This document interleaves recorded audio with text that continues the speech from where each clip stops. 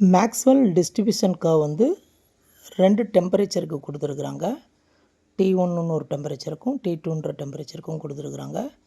இதில் T1க்கும் T2க்கும் இருக்கக்கூடிய ரிலேஷன் எப்படி இருக்கும்னு கேட்டிருக்கிறாங்க. எந்த கர்வில் வந்து நாரோவாக இருந்து ஒய் ஆக்சிஸ் ரொம்ப ஹையாக இருக்குதோ அந்த கர்வ் வந்து அந்த டெம்பரேச்சர் பார்த்திங்கனாக்கா ரொம்ப சில்லாக இருக்குன்னு அர்த்தம். கம்மியான டெம்பரேச்சரில் நிறைய நம்பர் ஆஃப் பார்ட்டிகல்ஸ் வந்து உங்களுக்கு பார்த்திங்க அப்படின்னு சொன்னிங்கனாக்கா மேக்ஸிமம் எனர்ஜிக்கு போகும். ஓகேங்களா, பீக் வேல்யூவுக்கு போகும்.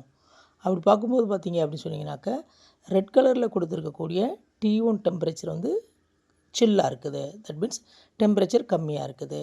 க்ரீன் கலரில் வந்து அதை விட ஹைட்டு கம்மியாகிடும், பட்டு வைடர் ஆகிடும். நிறைய நம்பர் ஆஃப் பார்ட்டிகல்ஸ் பார்த்திங்க அப்படின்னு சொன்னிங்கனாக்கா உங்களுக்கு வந்து ஒரு ஆவரேஜ் எனர்ஜிக்கு போயிடுக்கும். Option 2 is correct answer.